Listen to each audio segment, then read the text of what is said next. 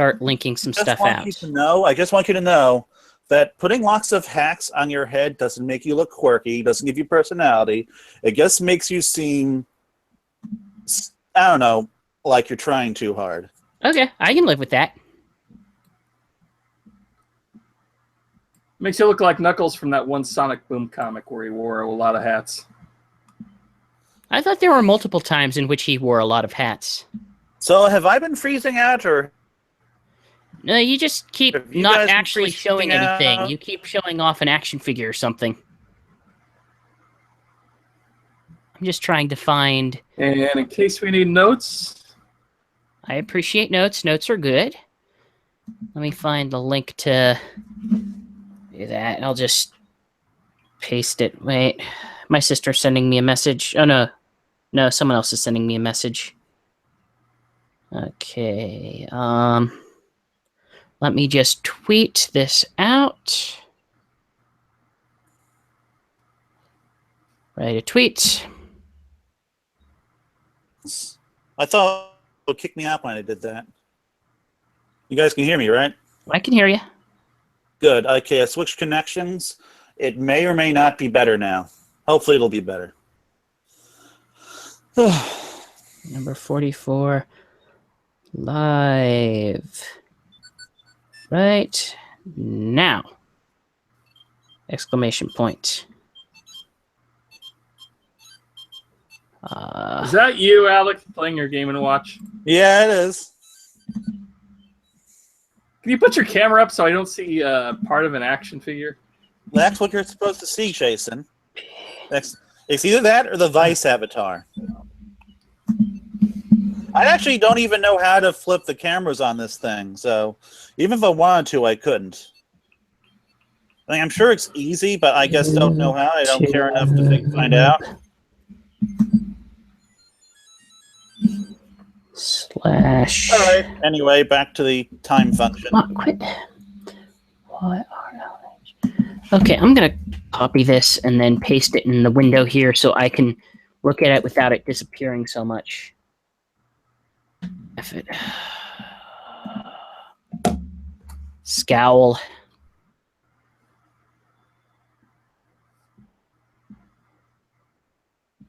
Trillion spin dash. Oh.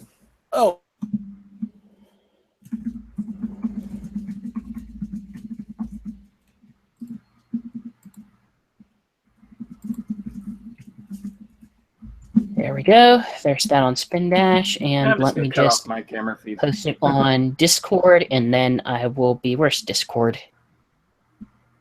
You have it on Discord. YouTube Live too, right? Because that's where I copy from. Yep. That's where the link I just posted. Come on, Discord. I was actually just on the most recent Nintendo World Report Patreon exclusive Game Club podcast. Oh, that's cool. We discussed Ghost Trick, which is frickin' bloody awesome game. Are you saying that I played that game. I played it all the way to completion. That was an awesome game. Are you saying that you were on another podcast that wasn't ours or yours? Okay, whoever is like, I don't know, table, you're liable to bring my headache back. That's me. I'll be done soon. I'm just typing this in. Sound like you're banging a table. It sounds like... Jason, I swear to God. That's just because my keyboard is on my laptop, which is the same thing as other stuff. I don't know. What do you want from me? I'm going to make sure my mother knows that, I'm doing a podcast so she doesn't interrupt. My niece doesn't know. I forgot to tell her, and now I'm afraid that if I do tell her, she'll be annoyed. I don't know. I'm almost certainly being paranoid, but I'm being paranoid probably. If I removed one of the sets of hats, I could be steampunk.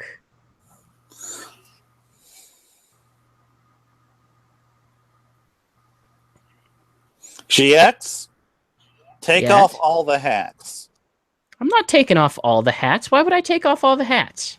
Because you don't need. No one needs that many hacks. I am Archer, leader of the Gorgonites. Punch, punch, punch. Yes, come on. Yes, punching action. I wish I installed my webcam software so I could better manage this, but oh well. There we go. Jason, come on. Come on so we can get started. Why don't you just show yourself on camera? Because I'm not there yet, GX. And plus, I've been, like, sick today. So? Don't give me the raised eyebrows. You're not... No. Archer's like my special watching, guy. which I believe is the person who just came in. Casey, this is pre-show. We actually have not even started yet because we're waiting for one of the hosts to get back. I'm here. Hold on. I gotta put my We actually have. headphones on. There we go.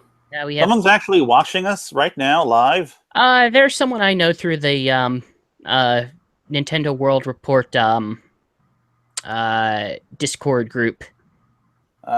So I don't know if he'll stick around because he already declared he's not really a Sonic fan. Well, the good news is we spend But- the first 40 minutes not really talking about Sonic, so... That tends to happen. That is true. Yeah, we'll probably be talking about Nintendo Switch and stuff. Look, Yeah. by the way, this is Captain Archer. He's special. I mean, he's not Captain Archer, he's just Archer. But he's leader of the Gorgonites. That's not Archer. Archer is a totally awesome super spy voiced by John Benjamin. No, that's like the other Archer. That's the good Archer. This is the original Archer from Small Soldiers. He punches things. By the way, has anybody else been watching the new MST3K season 11? I've Nope. made it up to episode 5. I have a tepid interest. Which movie is that one? Mostly to myself. The last episode I saw was it was either the really bad Star Wars ripoff or the one directly after it that I might be forgetting. I haven't seen the Star Wars ripoff. That's the next one I'm going to be seeing. Oh, that But it's been really good so far. I've been really loving it. The first episode was a little weak and it seemed to be getting its legs, but I enjoyed the other ones. I would say it didn't start hitting me until about the 4th. It felt I have absolutely no problem with the cast. I have no problem with the voices or whatever because I know it can't be the same thing as before. It just can't. Oh, doesn't sound the same. Some match better than others. Jonah's fine. The problem I have is it's so poorly paced early on. Huh. Yeah, especially the first episode. There's an overabundance of jokes. The problem is They they just don't play off each other in the early ones. Like not as much. you no. kind of have to play off each other, and you can't. If they took a hatchet and divided that script in like a half or a third, then it would be a really solid episode. But as it stands, it's just kind of yeah. Like someone could take the raw audio of that and take the episode recorded of that and just cut out like half the jokes with the actual just standard movie audio and make a really good series like what was done with the Star Wars prequels. Yeah, I think it started getting good around the time with Avalanche. That movie. Oh yeah, Avalanche was a thing. All right. We gonna get this show on the road? I believe so. Let's discuss things that are related to Sonic and then be sad. Well, aren't we Right. supposed to do the non-Sonic stuff first? Like, I know Jason likes to do that. Well, yeah, that's where we're going to start at first. Or else we would lose our one viewer who's watching right now. Oh no, we're gonna lose him the moment we start talking about Sonic stuff. Okay, by all means, let's go and actually we'll probably lose him whenever he starts recording a podcast himself. All right, and 3, 2, 1. Hello, everyone, and welcome to the 44th episode of Sonic Talk. I am your host, Jason Berry, and with me tonight, as always, is Alex Peel. Hello. And on our third chair, as always, is GX Echidna. I am in my not office, which means people watching the video version, please don't be distracted by the thing behind me. Yeah. For those not, I leave it to your imagination. Well, he's there are lots of ponies behind him. There are an intense amount of ponies because apparently Alex has no concept of fantasy. Nope, fuck fantasy. But and for people, and I guess I might as well say where I am right now. I'm currently in my old childhood room, which I've not been in about a year. You see, what the people don't actually know is that Alex is actually a sentient Game & Watch, which is what his camera is showing right now. And I am in my extremely messy room. That's currently extremely messy. I have a Super Mario Bros. Game & Watch. So I'm surrounded by things from my childhood and things I just got from a trip down to Norfolk for my niece's graduation, which I will probably speak briefly about because there's some cool stuff down there that I can talk about. Alrighty. Oh, God, yeah, it's all gone again. As we start, I love how we're talking about describing everything in video form, and I'm just going to be editing this in audio form when it's all done. Yeah, that's why I'm trying not to go too much into it, but there's a Game & Watch and a Archer from Small Soldiers action figure on my screen right now. Yeah. All right, and let's talk about what we've been seeing and playing. Has anybody seen any movies, or has it just been me? I've seen John Wick 2 and Guardians of the Galaxy Volume 2.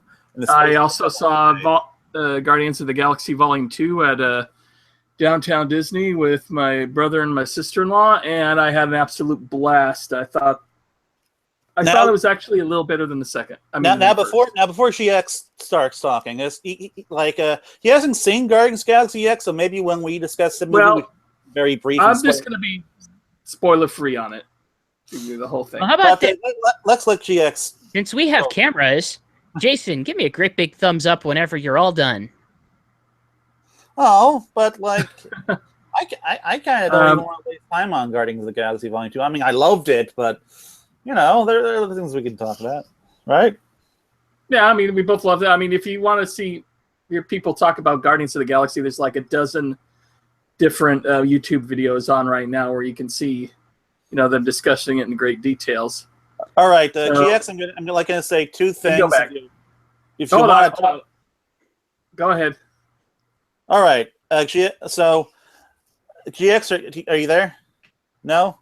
Okay. No, he's not. So I think Guardians of the Galaxy Volume 2 was a lot of fun, had great music, beautiful sound effects, and I really liked. And Ego, the villain, was really good. I liked how this is probably the first Marvel villain who wasn't just "Grrr, I'm evil" in a pretty long time. Instead, he just kind of had a really bad superiority complex. And in addition to that, I also loved the character interactions and character chemistry and character development. Characters are great. I loved all the villains for a change, and that's rare in a Marvel movie because usually the villains are the most uninteresting characters outside of Loki. Yeah, but Ego, what do they call the Sovereign, the Golden People? I was trying not to spoil were awesome. that, but I guess I kind of did myself in. Yeah, the Sovereign People, they were great, and Taserface, who Taserface. All right, are we done? That was hilarious. Their bit with Raccoon. I also loved how the Sovereign, they managed their spaceships without them actually being inside it. Instead, it looked like a big video arcade. You could actually hear video arcade sounds when they were shooting and everything. Nice little touch. And Alex, do you know who was in the cocoon at the during the end credits? Adam Warlock. That's right. Should I have not said that? So that my brother just flipped out. I had the best audience too because they were reacting to everything. It's obvious they were huge fans of the first movie, and they were just loving everything. Anyway, let's give him a thumbs up because we're going to come back now. Yes, this is your signal. You can hear me, right? This is your signal. You can come back. We're done. Hi. Hello. Hello. Okay. Now I guess we're going to be talking more about the Switch because, like every podcast, we have to talk about the Switch for an hour. Damn right. But you know what? I've been liking that console more and more each week. It's just getting better and better, I think. I mean, now I'm done with I'm pretty much done with Zelda, but now I'm on to Mario Kart 8 and enjoying that quite a bit. And it's nice being able to play that with multiplayer with other people at work. You know, on my lunch break and that's really enjoyable. Did you get Puyo Puyo Tetris GX with everybody else? My God, you know I did. I'm almost insulted you even asked. Except the story mode is so all right, I'm getting some lag. It's so silly. Oh, I'm not going to go into spoiler territory just because I skip half the dialogue because it's so inane and silly. So here's the thing. There's been two kinds of people that I've listened to talk about Puyo Puyo Tetris. It's the people who get it and the people who don't get it. And I'm surprised how many people kind of don't get it. Puyo Puyo Tetris is, I would best describe it as like chess boxing. You could maybe play it as a legitimate thing, and there's something to be said about it, taking it seriously, but it is more than anything a spectacle. It's a game about ridiculous juggling, things that don't necessarily fit together, being put together in a way that kind of makes sense, but is more or less about managing a nightmare. Yeah, I mean, I admit that I both hate Fusion and love to play Fusion at the same time because it's just so ridiculous to have to go between the Puyo Puyo part of it and a Tetris part in the exact same puzzle instead of, just switching back and forth, which that's available too. I mean, every kind of option if you want is available. You can just do Puyo Puyo if you want. You can do Tetris if you want. You can do Swap, or you can do Fusion, which is both of them together at the exact same time, which is nuts. Now, Jason, my personal favorite is Swap. What are your guys' experience with Puyo itself? Because I think I've found it a bit fascinating that so few people have experience with Puyo, way more surprising than I ever expected. Have you guys played a lot of it? Are you good at it? Like, where are you guys coming from? I played Dr.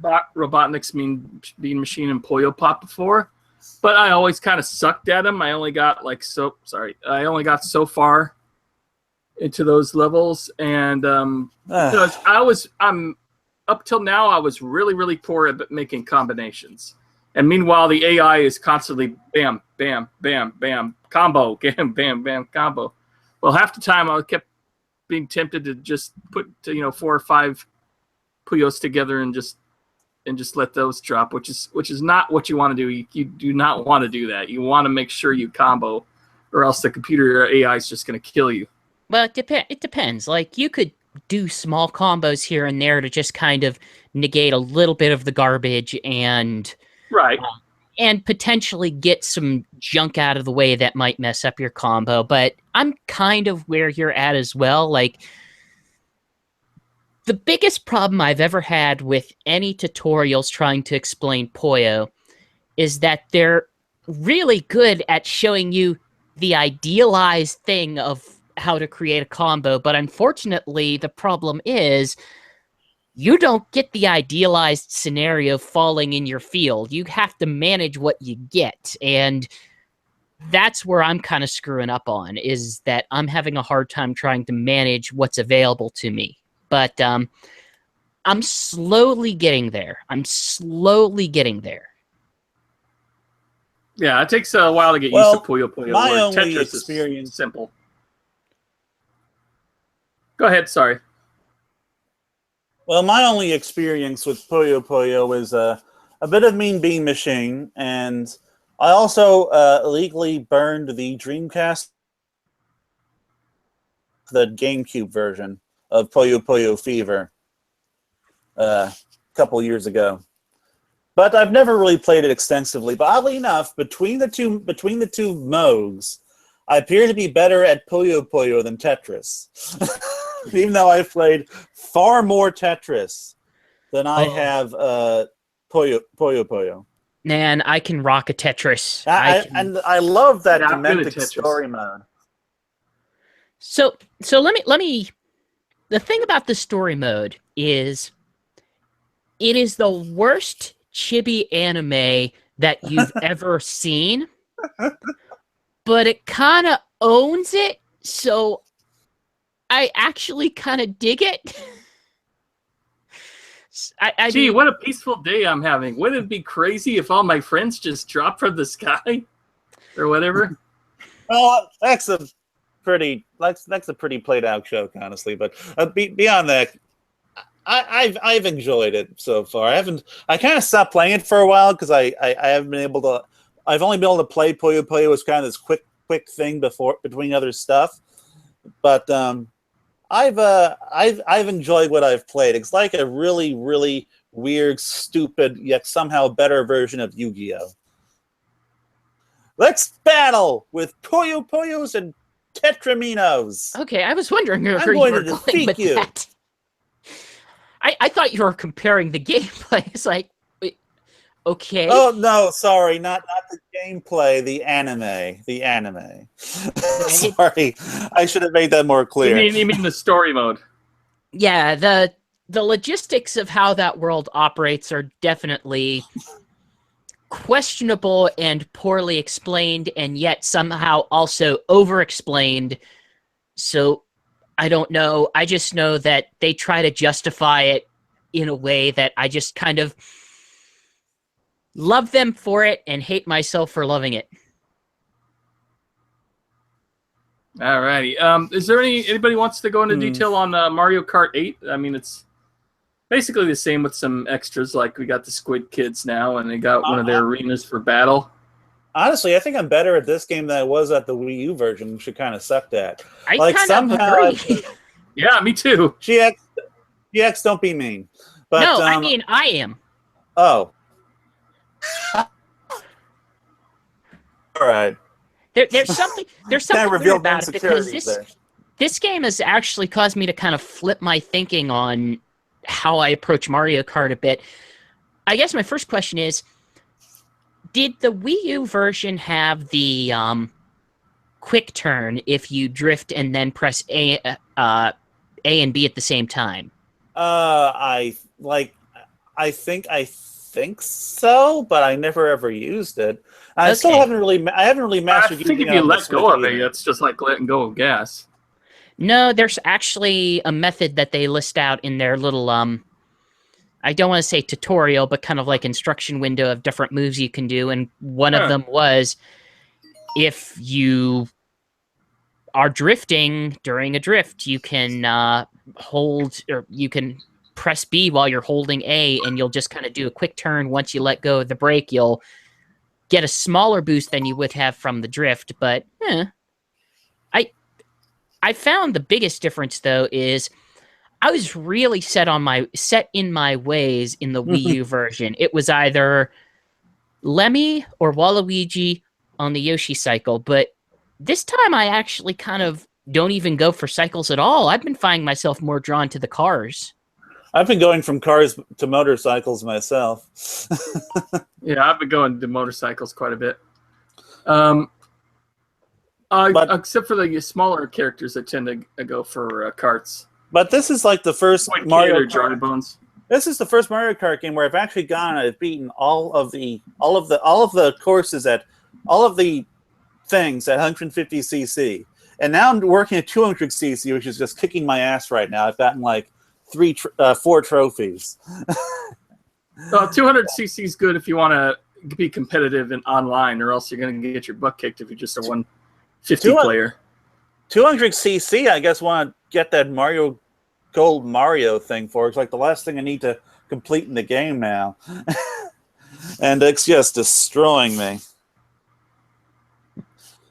But But yeah, we'll have to at some point get some battle mode going online or something. Yeah, No, I don't think any of us have our each other's whatchamacallit, I'm friendship. friended with GX, so we're I'll good. have to do that after the show. You're the one who's been like totally not cool about the Switch stuff, Jason. Hey, Yeah, Jason, quit being a square. We don't allow squares on this podcast. I thought we were nothing but squares on this podcast. You ain't nothing but a jive turkey. I am tubularly, awesomely cool, unlike you old man. But yeah. I've been having loads of fun with the Switch, but mostly I admit with basically just those two games. I've kind of stopped with Breath of the Wild, which kind of sucks because I'm actually on a trip right now, and this would have been the perfect time to have just been digging through that game. But the last time I seriously went at it, I was still finding stuff. Like I found casts like near this wind stuff. Are you playing a game right now? Who? Jason, you're playing a game. Play a game right now. I'm not making any noise. I can hear noise. There's clicking. But in any case, I had to like blow up these wind rocks, and oddly enough, I basically unlocked the shrine before I even found Cass in that particular situation, which is kind of funny. But yeah, like I'm still finding some little secrets in Breath of the Wild, but I have this is the first game this is the first open world game I've probably really devoured like this ever. So yeah, I kind of am finished with Breath of the Wild right now, because after I beat it, I did go for a few more shrines, and then I have so many other games to play right now on my Switch that I kind of just got off of it. It's the cool thing is I actually have good thing, huh? Jason's waiting to see his footprints. Right, because I've been all over the place, and there's still shrines I have to find, still areas I have to get to. Isn't that weird? Like we're saying we have so much to play on the Switch, and yet the actual lineup. I have it's supposed Blaster to look Master, pretty which damn I barely touched Blaster Master. I'm on the second. I've been trying Wonder Boy, but man, that game is hard. I haven't bought Wonder Boy. I'm enjoying Shovel Knight quite a bit. I've been playing that too.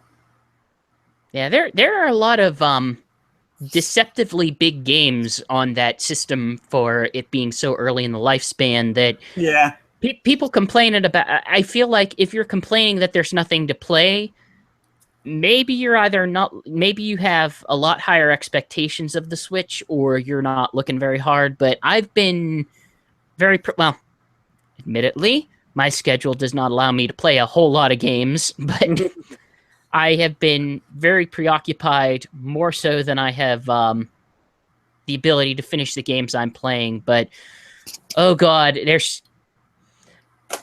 I'm going to go right back to Zelda as soon as I can get me some Tingle Armor. I need me that Tingle Armor. I've already bought the Season Pass. I bought it the day of, just because I knew I was going to get it anyway.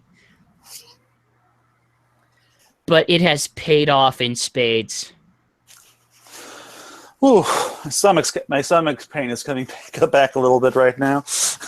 But so I don't think I could talk about games myself unless you guys want to hear a little bit about my new board game infatuations, or me building a bookcase out of PVC pipe. We're going to go off on a tangent. I wouldn't mind discussing my little trip down to Norfolk, Virginia, where I picked up this Game & Watch, among other things. What else did you pick up? Well, my niece and I actually went back recently to pick up an Odyssey 2 and it's the voice accessory, which is this voice synthesizer. Oh my god! I know your retro collection, man. I didn't think Odyssey 2. Work? Have you tried it? I have not tried it myself because I don't have the RF coaxial adapter. That's not coming till tomorrow. But this thing, they actually had to repair it before I could pick it up, and so I know it works. And then you also got the one Sega special accessory that you cannot use in your current state. Well, actually, I am almost. My leg's almost there, guys. But let's see if I can get a good picture of the logo. There we are. Again, no, this is audio. Yeah. But I got the Sega Activator. I got a Sega Activator, people. The biggest piece of shit Sega ever made. It was like $30. It was like $30. Now keep in mind, Sega made the 32X, so that's saying something. Hey, the 32X wasn't so bad. But you're lying, but okay. I also picked up 4x4 Evo, which is an online game for the Dreamcast. It still works. Wacky Races. And some other games I don't have next to me right now. But I went if you ever down in Norfolk, which I know you guys never will be, but if you're ever down in Norfolk, Virginia, Video Game Heaven. West Virginia, Mountain Mama. There are 3 of these things in Norfolk, and they are all amazing. But the best one is like right near this college called Old Dominion University in Norfolk proper, Norfolk proper, and that's where I got my Odyssey too. And it is just an incredible, huge store with like loads of retro Atari, retro Coleco. I mostly cleaned out their Odyssey 2 stuff, so they don't have that anymore. But they got Genesis, Dreamcast, GameCube, N64. They had a GameCube with an HDMI mod for $200, which is why I don't have it. But that's still not bad. That's not bad. They didn't just have this Game & Watch, by the way. They had 2 others, Donkey Kong 2, which weren't as in quite good condition as this, but still, they worked, and they were like, this ran me about $70, and those were both about $60 each. Which for Wait a minute, how much was that Game & Watch? This was $70. Good God! Hey, that's pretty cheap for a Game & Watch. These things can go for like hundreds of dollars. Jason, really is that honest? Do you honestly expect anything different from Alex? Like, he bought the dang Sega Activator. Are you going to criticize him for also? I guess you're right. This is a man that owns like but 8 I do want Game to. Gears, so. That's because a bunch of them broke. But I want to show you something cool about the Game & Watch. It's actually, you know how Nintendo did that thing on the Switch? With the Switch where it combines all these things from previous game consoles. Well, with the Game & Watch, it has the Switch's 4-button D-pad thing and the built-in kickstand. Okay, which has the better kickstand? Honestly, probably the Game & Watch. It's made out of metal. And it's a little more stable too. Like it's not obvious on the bed, but when it's on a hard surface, it's actually more stable than the Switch stand of the thing. Well, why does it need a stand? I mean, how do you play it with a stand on? You still have to grab the thing. Well, you see, Jason, this is not just a game system. It's also a clock and an alarm. You see, it's called the Game & Watch. And so, like, you need to be able to like put it on a stand and like see the time and stuff. And when the time is being displayed, you're not playing a game. It has this little neat animation of Mario jumping around.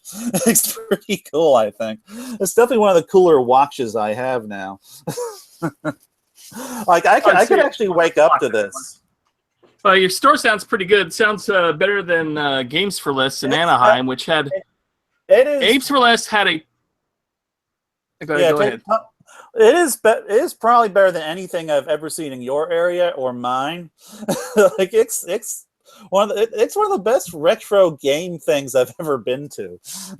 Yeah, I wanted to criticize Games for Less now that they're out of business, and kind of rightfully so, because last few times we went there, the stuff was Games for Less is in Los Angeles. They had a ton. I mean, they had so much inventory that they needed to just get out of there, but instead. They just left it all there. It was highly overpriced. They had the like GameCube, original Xbox, and Atari stuff in an entirely separate room that you didn't know was there until you asked, "Hey, do you have any old Xbox games?" And like, "Oh, okay, here's this back room." Then they open the door and you go in there and there's a second store in the back. It's hidden.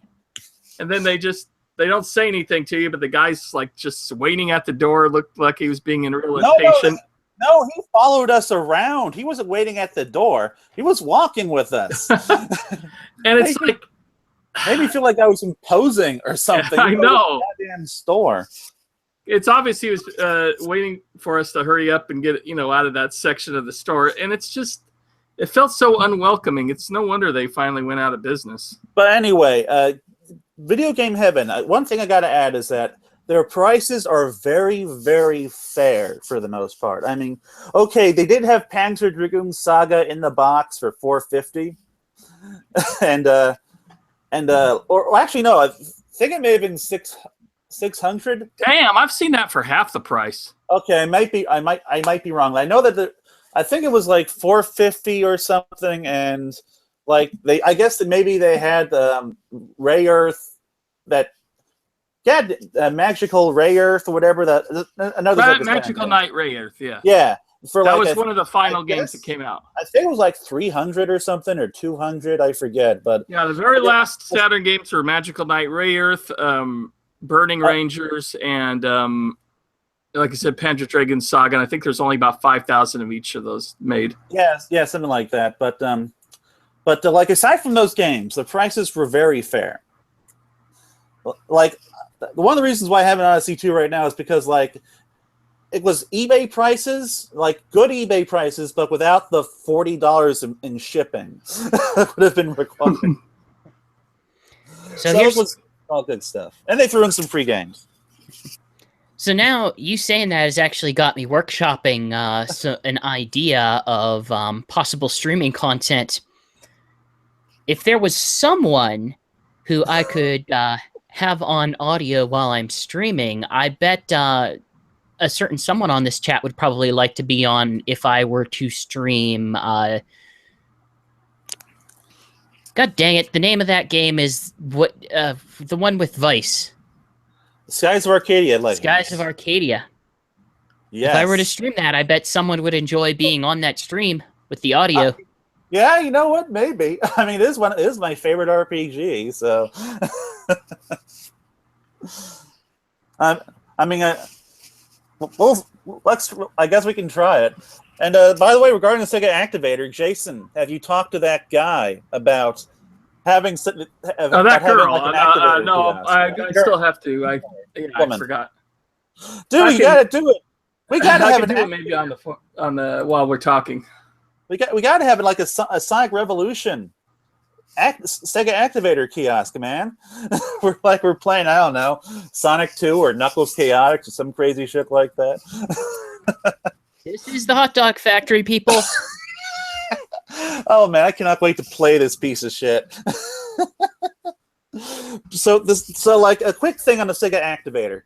You've got to it basically like it shoots these infrared beams into the air in this plastic ring that sticks around you, and you basically control the game by breaking the infrared thing with like an arm or a leg or something.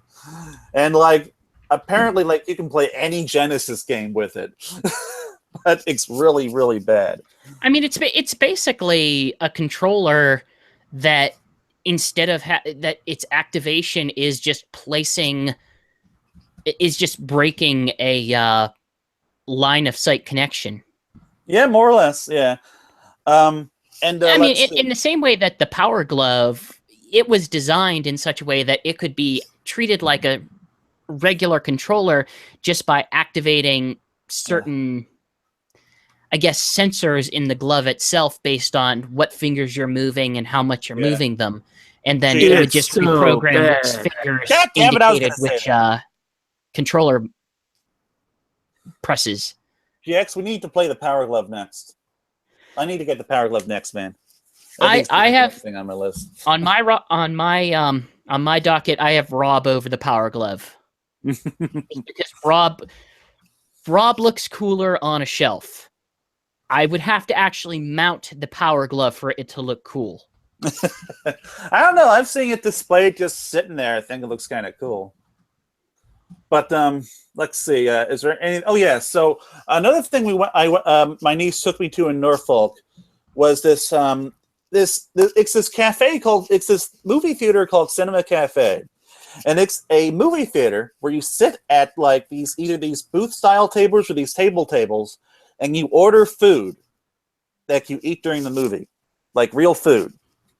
And like there's a button that you press, and like they will come and serve you both before or during the movie. Yeah, I've heard of theaters like that. There are a couple of like those around. There's especially with movie theaters having to compete with other forms of entertainment. A lot of theaters are going to this kind of format where they're letting people bring in alcohol, or they're having nicer This seats, place serves or alcohol. they're serving meals, that kind of stuff. Just to be able to compete with every other format of entertainment.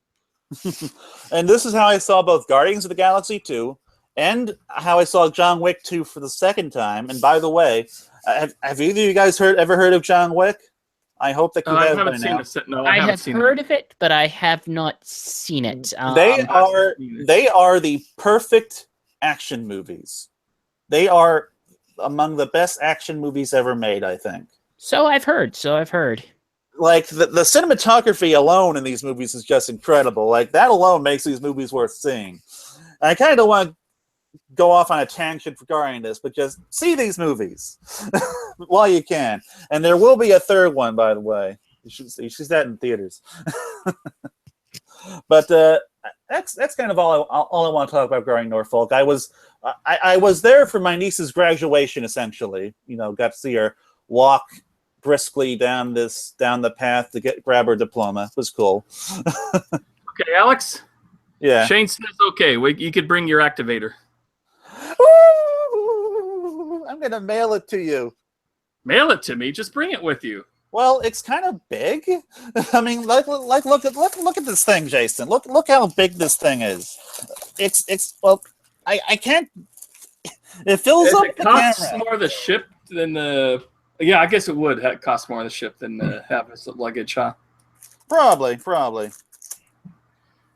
Oh, great! Then I'm gonna have to ship it back to you, and that's gonna be a pain.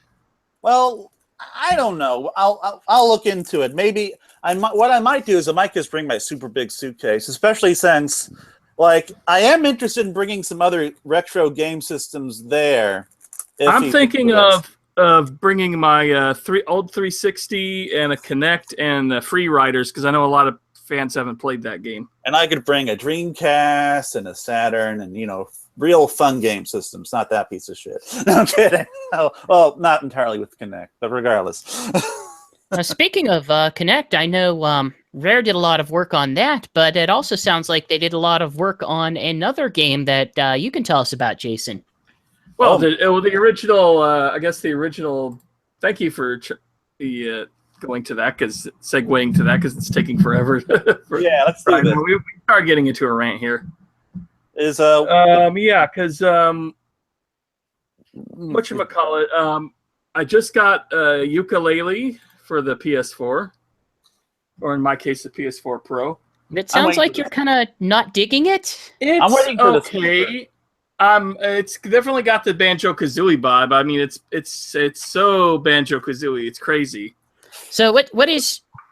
I found so far that a lot of the opinion that people are saying that this kind of depends on your actual attitude towards Banjo-Kazooie and Donkey Kong 64 and that era of platformer. What is your relationship with that as it stands now? Like, do you still like those games? Like, oh yeah, I still had fun with the original Banjo-Kazooie when they did the Rare collection. The camera's a little off as far as controlling it, but not too bad. I mean, the controls are fine. It's just that when you go into a world, I mean, even in Banjo-Kazooie, you'd collect something, and then you'd get to a certain area and finish up the level that you were working on. Where in this game, you go into a world and you got to get all these pages, they call them. They're from a magical book, all these pages from a magical book.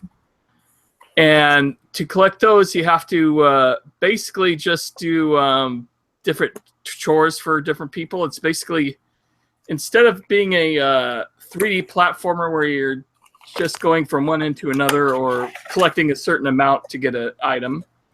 You're basically doing fetch quests, kind of like an MMO. Huh. And you might still enjoy it. That might not bother you too much, but it gets to be where like you're in the same level for an hour or two. It just feels kind of weird to be, in one area for that length of time. You start to, want to try something new. But as I hear, there's only I guess that each level counts as a world, and there's 5 or 6 worlds period. So I guess that's why it takes so long to get through those areas. The writing's really good. It's got some fun stuff to it. A lot of fourth wall jokes and what have you. I will say I don't like the design of the main villain. He looks exactly like Gru with a mask on. I don't know why they decided on that particular version, but Yooka-Laylee and as far as them go, they look great. The graphics are really good on the PS4. It looks really nice, good shading. So far, I'd give it about maybe a 6 or 7. I got to get more into it, but I'm not as into it as I thought I'd be. It's not like a Jim Sterling 2 out of 10. I don't think it's like that bad, but it's not great. It's just all right. But so if you really miss that era of platforming, you might still enjoy it. So obviously we can only speak in hypotheticals right now, but it's still, I think, expected to come to the Switch. Do you think this would make for a better Switch game than just a? You know what? Yeah, I think it would. Because at least that's one where you could put it in sleep mode for a while and come back to it later. And I don't know if it would make a good port. Well, I guess it could make a good portable game because you could do a page quest at a time. For if you got a 15, 20-minute session. Yeah, it might make a pretty good Switch game. I don't know about you guys, but I think I'm the only one who backed the game on the podcast. Do you have the game? I don't, because I got it. I essentially got the Switch version. Basically, I switched over to Switch, and so I'm personally still waiting for it. I really wish they'd announced a date already, but I'm in kind of a weird position because on one hand, I've never really cared for the Mario 64 Banjo-Kazooie style collectathon type platformers, but I played. But then when I was playing the PC demo thing, the game really clicked with me on that. Yeah, I mean, if you like collecting, this is a even bigger collectathon than the Banjo-Kazooie games. And I'm just wondering, how it compares to the PC demo, because I love the PC demo. I was actually pretty surprised by it. Yeah, there's the feathers to collect. There's pages. There's Ghost Riders. There's Ghost Riders? Like the guy with the flaming skull? No, the Ghost Writers. Like people who write on pages, but they're ghosts. They're kind of weird looking, very weird looking in some cases. And something else I can't remember right now that you have to collect as well. I do like some of the characters though. Like they have one character, snake that you have to buy your moves from the snake. That's okay. That's one thing that bothered me is that you don't get a lot of your moves off right away. And I can understand that they wanted to get you used to them. Well, that's that style of game as well. Yeah, that's fair. But the problem is you have certain quests that you can't do because you don't have a certain move, so you have to collect a bunch of feathers and then talk to the trouser snake. That's what he's called. He's called Trousers because he's a snake that has one end of his body through one leg of a trouser and the other part of his body. Because it's rare, of course it's called the trouser snake. Right. They made a freaking game called Grabbed by the Ghoulies. Right. I think it's a funny character. But you buy all your moves from him, and so there's certain areas where you want to get a page, but you can't because you don't have enough feathers. So you got to go collect the feathers to talk to the snake to then go on the quest and get the page. So that could become a bit of a bother. So kind of the vibe I'm getting is, as someone who still enjoys Donkey Kong 64, I'll probably be right at home here. Oh, I'm sure you'll love it. That sounds right. I don't know where I'm going to be. Yeah, those things are just kind of, I wouldn't say nitpicks, but they're just They're about to be too much. But the one thing I didn't really care for is the mini games. Like there's a little dinosaur that's from the 64-bit era, so he's kind of blocky. And you play his arcade games, and his arcade games are like just really simple, like games from the 8-bit era, except with modern graphics. And they're just not fun to play at all. You're just mainly doing them to get a page. And there's one where you have to do a trivia contest every once in a while of the game you're playing, which I think find odd. But otherwise, right now, I'd say 6 or 7 on a ukulele. On the generic Jason Barry scale of whatever scale his means. Right. So I look forward to next episode whenever I get to talk about how I dragged out my PSP because PSN had a big Golden Week sale with all of their Japanese stuff. Crap! I need to go buy the Order 1886. But there were so many Japanese stuff. Like I was able to get. You know what? That's one thing you gotta like about the digital age we live in now is that your PSP and Vita, you can still find sales and still buy games for them. You know, well past their obsolescence. I thought the PSP store got closed. Oh no, because the Vita can tap Why would into they? it. Why would they need to close their store when you can still You sell might be thinking of the DSi. The DSi store got closed. Maybe. But anyhow, I was able to get Odin Sphere. I was able to get Puzzle Fighter. And I was able to get some Mega Man, whatever. But most significantly, for PSP, I was able to snag Choaniki Zero.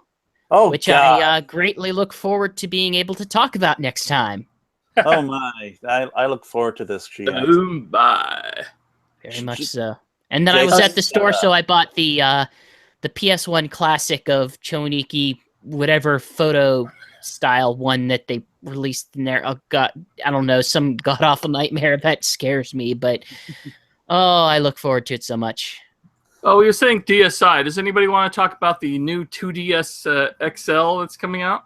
Really. It looks badass, and I want one, but that's about it. Yeah, that's the problem. Is I don't need one, but I want one. I don't need one. It just I love the design on it. I really love the way it looks. I don't need one, and I only want it for about 5 minutes, but I'm good. All right. Now on to our Sonic news. The new footage of classic Sonic from the Green Hill Zone from Sonic Forces is surfaced. And it shows Sonic rushing by certain areas and going into a little tunnel spinning through there. But I don't know about you guys, but it just looks flat in certain areas. It looks like almost like Sonic Runners flat. I mean, the level design just seems weak to me compared to even Green Hill Zone on Sonic Generations, which seemed to do a much better job, even if the background was a bit too busy. Jason barreling ahead with his opinions. Right. So, unfortunately, I haven't seen it. My question then becomes this. Does it seem like it's going to be an actual legitimate level? Does it seem like it might just be a tech demo? Or does it seem like, hey, this is an introduction before we, snag control back away from you so we can show you how the world's gone to hell? It is, and you do control the level, and it is a basically introductory level. So that's something I gotta say off the bat is that if it's Green Hill Zone, it's got to be the first level of the game. I mean, so and it could be that they're just trying to get you into it, but it reminds me, it's by the same people I think who did Sonic Colors, and it reminds me of the flat, level design in the 2D sections of Sonic Colors, which was okay because you had Wisp powers to use to make those levels work really well. Well, you don't. Well, you might in this one too. I'm not sure. I guess watched the video just before we started this, and I don't know. It looks fine. I mean, there are clearly areas of the game where the stages just get more complicated and where there's more to see, and there are some other alternate paths to take, and the video doesn't really take you there.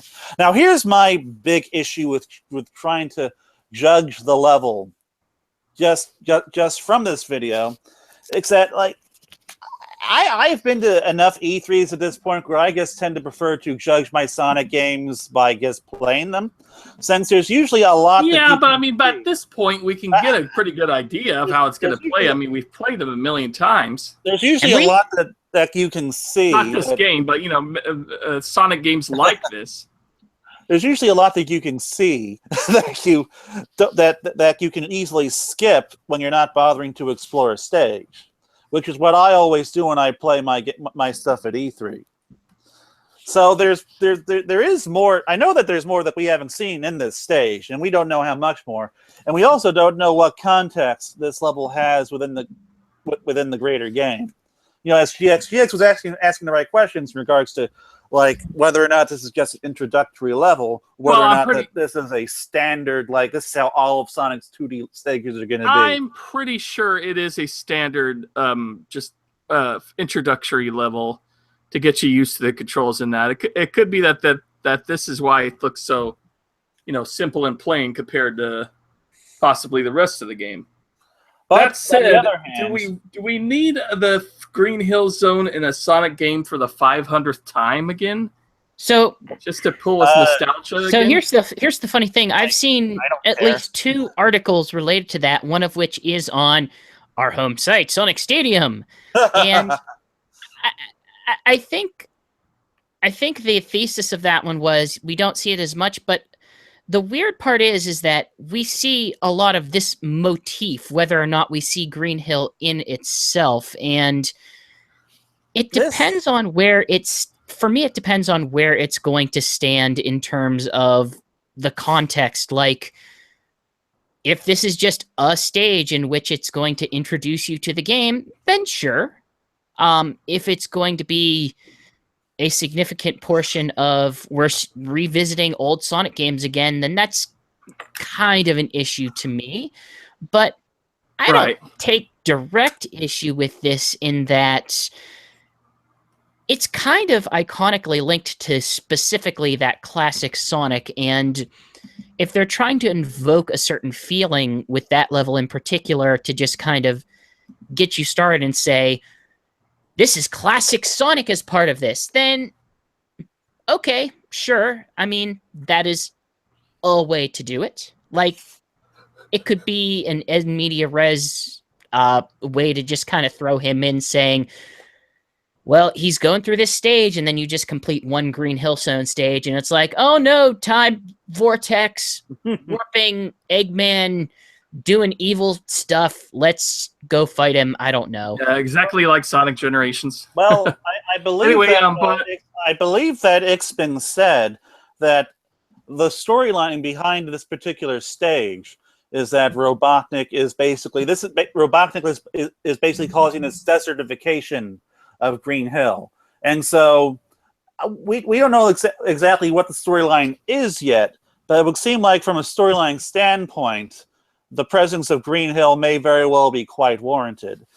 Now, if there's anything I've learned in all my years of being a part of the Sonic fandom, is that we tend to explode over every little goddamn thing, and sometimes it's warranted. Do we now? Such as like the physics in Sonic 4. Sure, like they nitpick that stuff to hell, and honestly, I probably should have been paying more attention to it at the time. And then there's like other stuff. If I'm just gonna be lazy and say Sonic's green eyes, which didn't goddamn matter. Oh my god, those are so. That was not the green problem eye with thing. Sonic, Always with Sonic the Hedgehog 4. But you know what ticks me off, Alex? Your Sonic has no hands whatsoever for some reason. I cut them off, and he's bleeding out on the ground right now. That's the storyline of this of this thing on my camera. But regardless, that nobody else can see because this is audio. I'm just inclined to continue my wait and see approach. Now, there's one thing I want to revisit from our last podcast, which GX brought up, which was how Sega promotes this game. And I believe I was not fully behind him at the time. I may have actually been disagreeing with him. I forget. But regardless, I am fully behind him now. Sega, I really wish Sega did not drip feed this goddamn game. I really wish they just show us a whole bunch of stuff from it already. And let us know what kind of game it's going to be. Well, I'm sure as we get closer to E3, we'll be seeing more and more.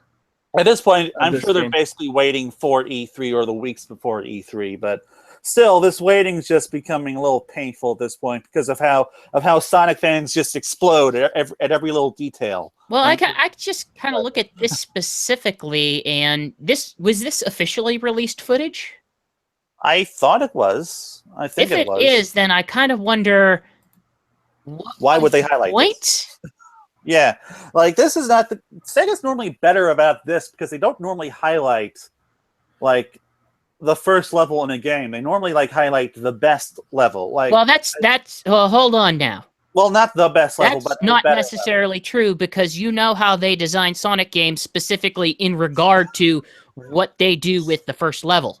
Well, I would certainly not say that the first level in Unleashed or Generations were the best levels, or Colors for that matter. Although with Colors, I believe the first one I played was that candy level at E3. I forget which one they actually showed first, but the first one I played first was that candy cake level from in Sonic Colors. And with Generations, they did focus more on nostalgia with the Green Hill stuff. I think with Colors, they didn't really show much of Colors up until E3, and then we got a hold of it. We loved it. Then I believe with I still love that game. I think with Unleashed, the first level we saw was Spagonia, right? Yeah. Yeah, and that was probably one of the best levels in the game. They Werehog for months before they finally revealed any levels from that. No, it wasn't. Oh, they hit the Werehog content. Okay. I was going to say, because I remember the Game Informer thing that was supposed to reveal the game, even though it was actually leaked beforehand. That had, the Werehog on the cover. But I think the earliest we got of the Werehog was him flipping the ring back and forth, and then his hand changing into the giant Werehog hand and slamming the ring. But I certainly wish that this was not the first thing they chose to highlight from this game, though. It seemed a little ill-advised. It seems ill-advised, particularly in the context of them also having a competing Sonic game with specifically ties into the retro nostalgia. I mean, and they also show that that level has the air boost from Sonic Mania is coming to that game too. Oh, cool! I must have missed that. Or the air dash, or whatever it's called, that where you could hold down the jump button, and when you land, you're spin dashing. I won't hold them to having Green Hill. I will hold them absolutely to showing it that early as part of whatever their marketing plan is. I'm with you on that. I am very much more interested in seeing what the game looks like more on the whole, and what can I expect from the context, from what the game is from a few yards away, being able to look at it as a whole, that I pray to God we will see a little bit more of at E3. Yeah, I really hope so. I think that I think Sega has set themselves up in a very weird place that they may have expected a better response to some of the stuff that they've shown. Yeah. Based on their experiences with Generation or Colors or whatever. But I think trying to stick to that formula has kind of bit them in the ass because it's still the same formula. Yeah, it's still the same old. I mean, even if you do the same old, you gotta change it up a little bit. Like Sonic Colors basically still had the Unleashed, boosting 3D formula to it, but it also added the Wisps, which added something brand new to the game. Here, when you look at the first level from Sonic Forces, and that 30 seconds they show of that, and the little bit they show from the classic Sonic and the Sonic Forces, it's pretty much the same old Sonic 3D Sonic we've gotten for the past almost 10 years? Not quite 10 years. Not 10 years. It's more like about 9 years. 20. Oh right, I keep forgetting about Sonic Unleashed. Yeah. 9 years. So I'm kind of curious, since this is probably going to be our only podcast before E3. Do you think that there's going to be as strong of a relationship going forward between Sega in the context of Sonic and Nintendo? Because when they did that last time, it really, really bit them in the ass. Yeah, but that was also No, they don't that was really also need the to. Wii U. That was also the Wii U, though.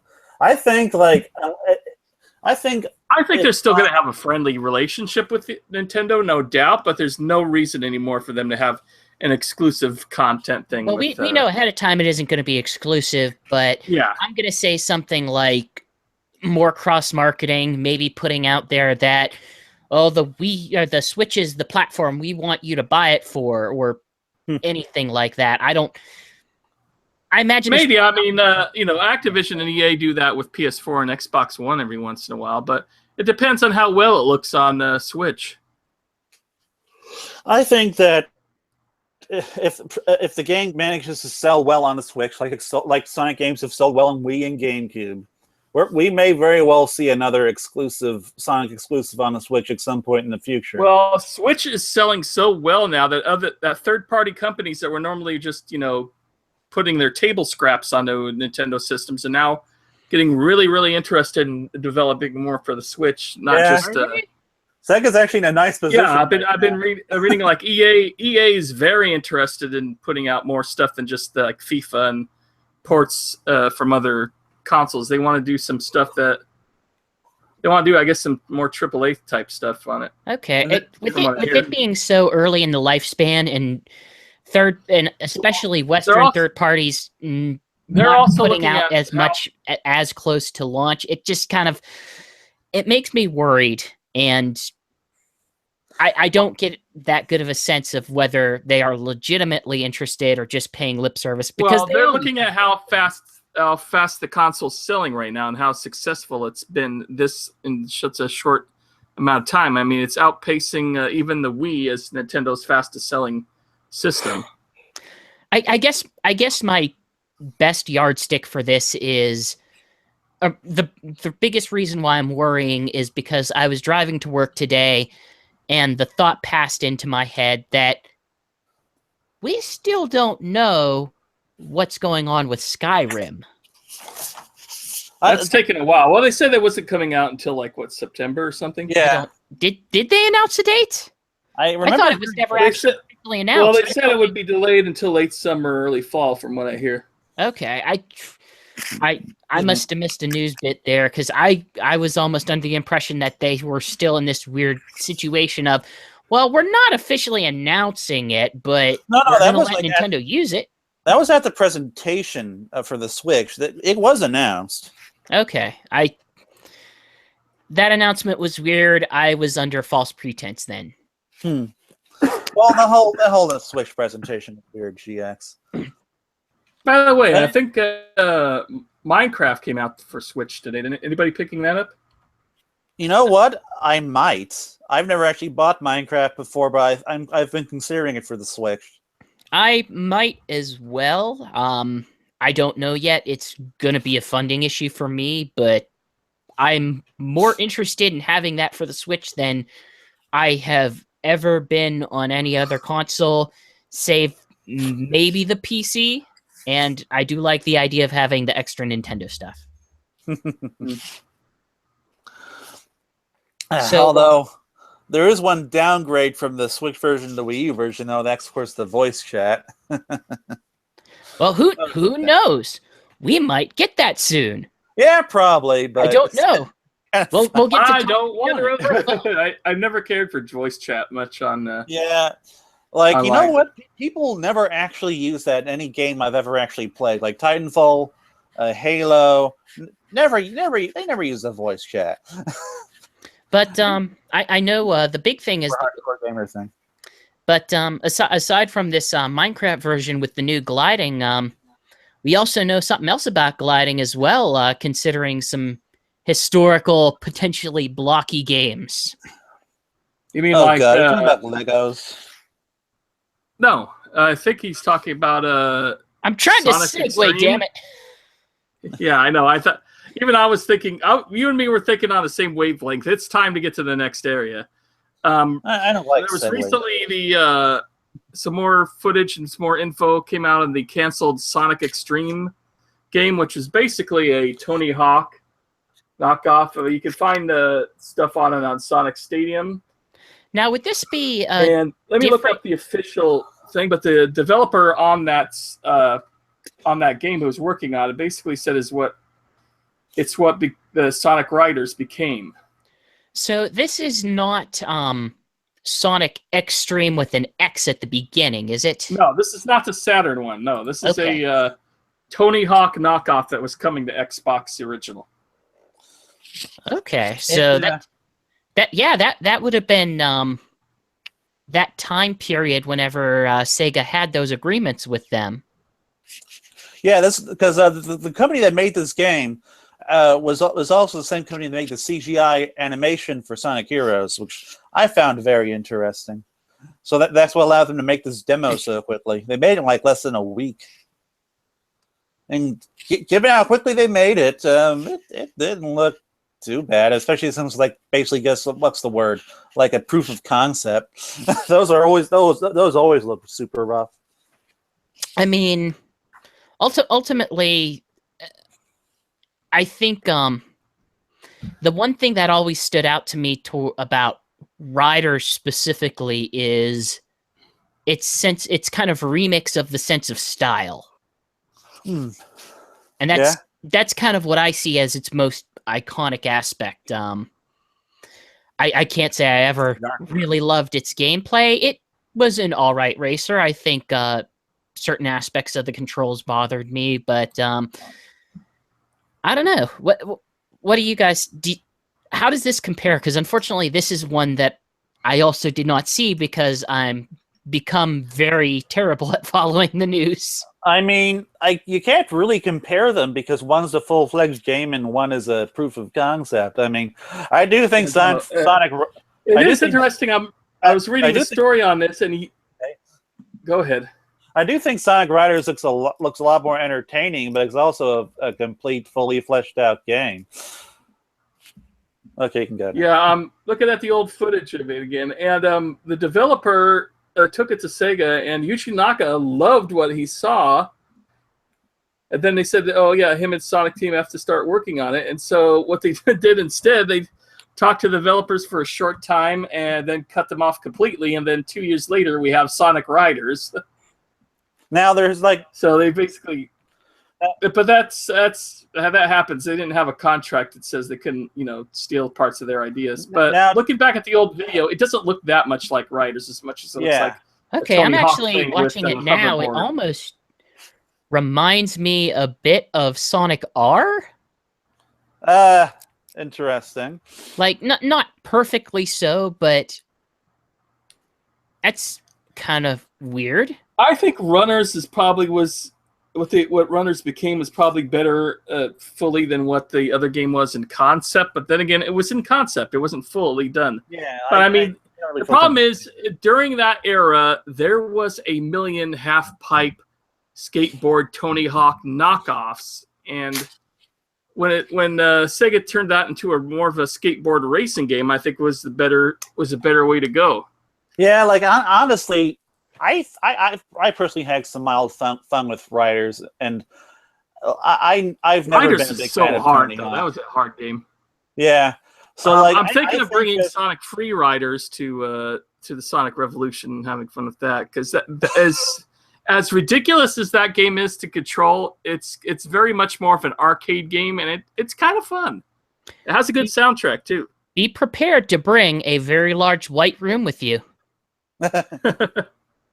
But now to be clear, like there's like no proof. There's like no actual proof that Sonic Team saw this concept, said, "Hey, I like this. We're gonna steal it," and then make Sonic Riders. But it is pretty easy to see the connection there. Just to be fair, like Yeah, you I can't would see the not be connection because I would not be surprised if that actually happened. It's just there's no proof. Well, that's let's- it's the developer's word, I guess. Let's Yeah. be honest. Sega does not necessarily have the best history of attributing work to people or managing their partnerships very well. There was the big snafu concerning the soundtracks and Bentley Jones and their use case scenario of him not being paid for being on that soundtrack. And I mean, dear God, Sonic Boom is just evidence of Sega not... I consider it Sega not necessarily supporting a developer as best that they probably could, especially for a project of whatever scale that developer was pitching to them. Yeah. I don't... Who knows what was going on with this, but I mean, it looks like it was an interesting idea. Was it... And you said it was expected to maybe be an Xbox exclusive then? If it were to have actually been finished. It was demoed on original Xbox. That's all they know so far. Okay. The reason why it was on Xbox is just because that's where their technology was. What the plan was for Xbox, PlayStation 2, and GameCube. Yeah, I'm gonna. So it was never gonna be an Xbox exclusive. I'm gonna skip the next one. Basically, there's a looks like there's gonna be a Sonic Runners Adventure coming to the Android marketplace sometime in the future, but there's no set date. Oh yeah. You know what? I'm kind of happy about that. I thought Runners was definitely their Sonic most... team. It's by a different developer, but it looks interesting at least. Oh, it's by Gameloft, isn't it? Yeah. Yeah, I mean, I don't necessarily have the best opinion of Gameloft, but there are games that they've made that they're not necessarily bad at making games. They tend to make games that are the same as other games, though, a lot. Mm-hmm. But Well, good. This is a sequel. I like Sonic Runners. Like, Sonic Runners was a pretty fun mobile game. I would argue it was their best Sonic mobile game. But there's a lot it's of also a frustrating mobile game. things. Yeah, there's a lot of problems with it, like having to be online constantly and Well, that's mobile games. That's just... and the crashes that would erase your data and stuff like that. There is a lot of problems with that game. But the interesting thing with this game is that it eliminates most of those issues and problems. Yeah, it could be played offline. It has both infinite and finite levels, which means you could just have levels where you just play till either you die or play till you cross the finish line. Yeah. And yet it is another Sonic game that contains the word adventure. Because, I don't know, we're all creatively bankrupt now. I mean, I guess they could have said quest or something. It kind of sucks that the original Runners was only available, online, and then once it went off, it was off your, Android completely. You can't really play it anymore. They could have done something about that, but I just don't think they were motivated to care. So it's a piece of Sonic history that'll live in your minds, but you'll never be able to play it again. Oh, I'm sure there's ways for hackers to get that stuff working again, but maybe. Anyway, let's skip on to that and go on to more Archie Sonic cancellation drama. I mean, all the issues have officially been canceled now as of 291 and up. Let me turn on my camera for a sec. And I decided to go to Toys R Us, and while I was there, they had the final issue of Sonic 290, which was doing Genesis of a Hero, and it's the Sonic CD adaptation. Yeah. So I'm holding in my hands probably the final issue of Sonic the Hedgehog ever, and that's it's kind of a sad day, really, for that. It's been a slow burn, though, so we've all had some time to kind of get ready for it. If it is finally confirmed. I've been calling it Schrodinger Sonic because, officially they have announced that they've canceled those upcoming issues, but at the same time, they say they're still working to renegotiate with Sega on the Sonic license. But at the same time, I think it was John Gold or Sarah Gold, one of the people at the heads of Archie saying they want to focus. Let me just say that right now, that it's considered a rumor that's it's coming from a different source, that they are want to focus more on Archie comics and less on Sonic license.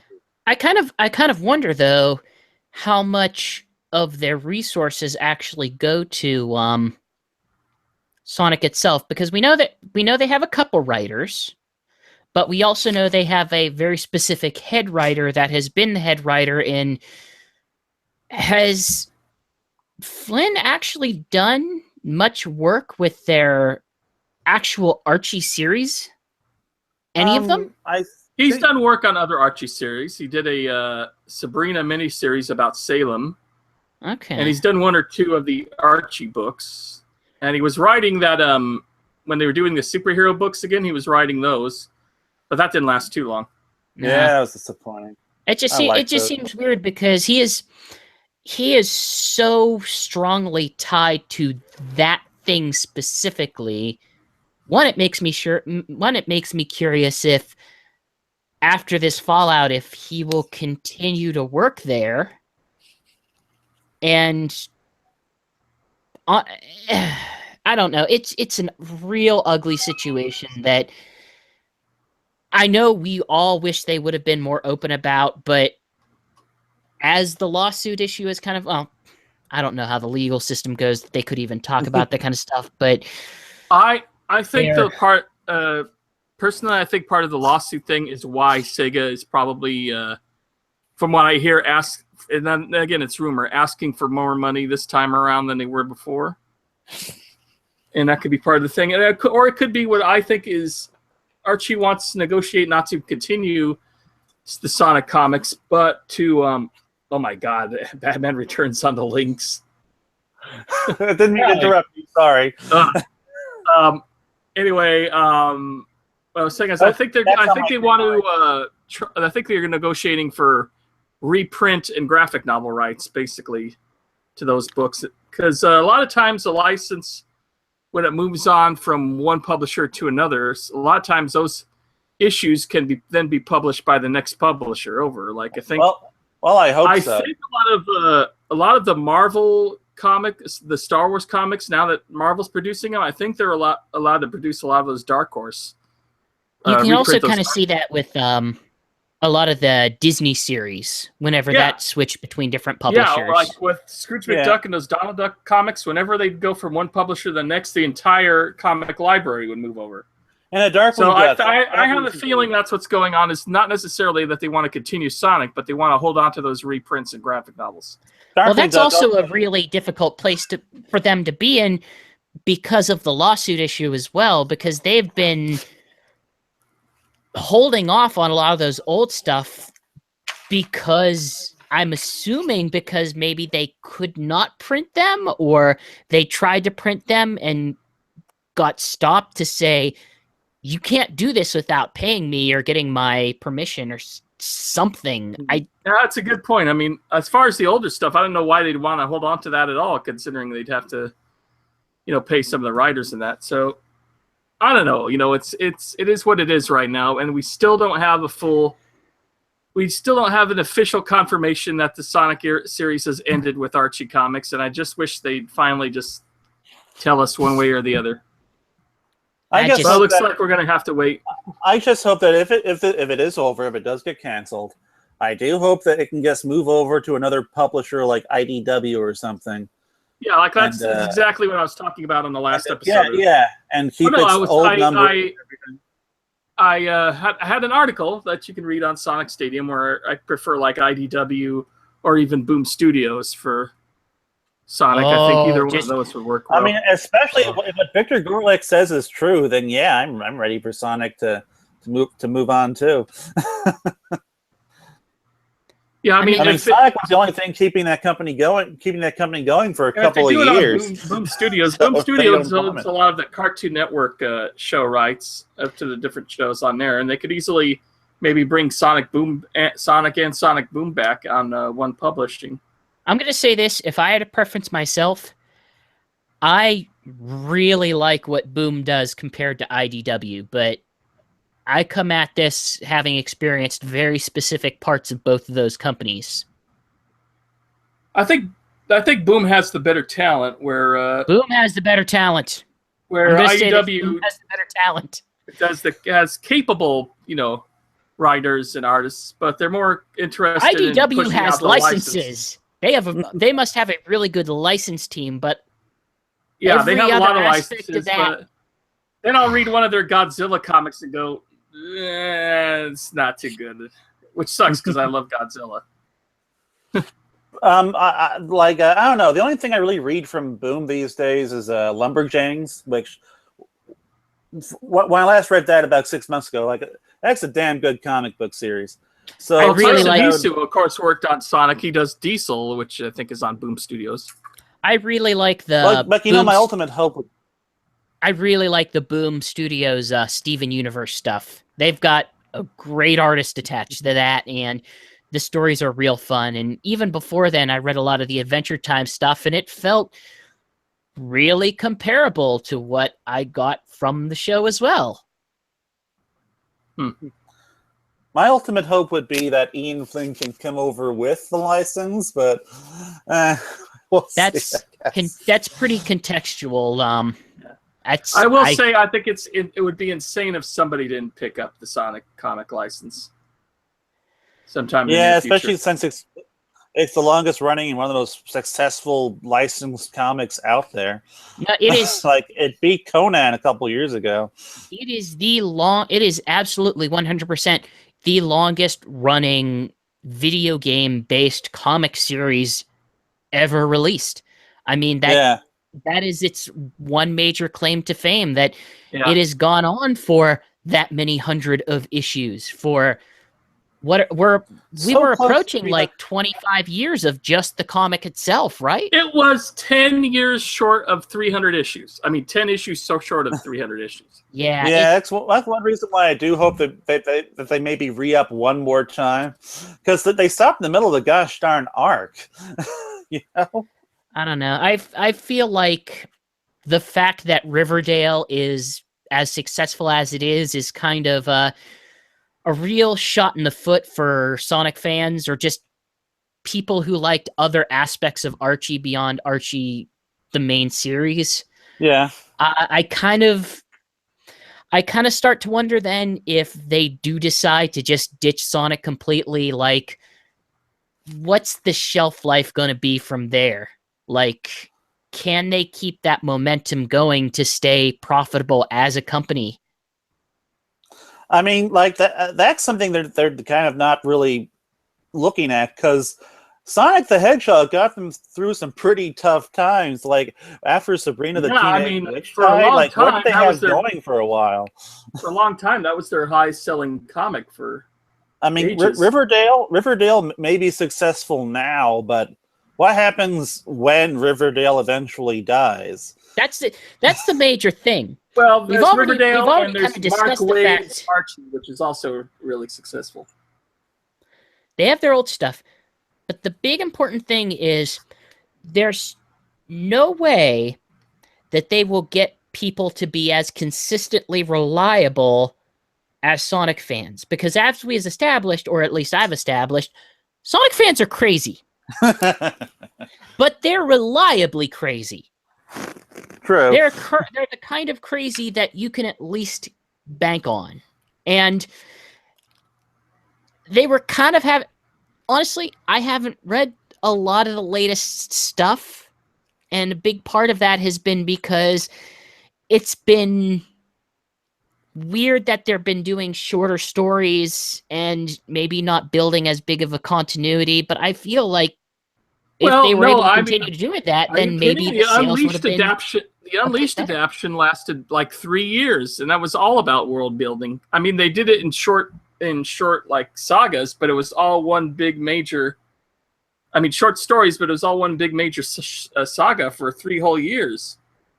Which I'm gonna say was maybe a bit excessive for that, but that's something I criticized too on one of my articles.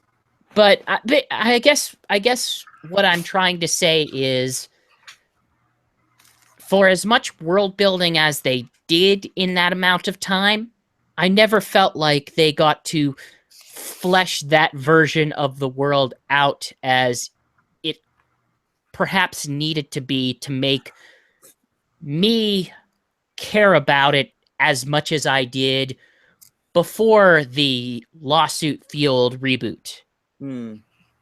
Right.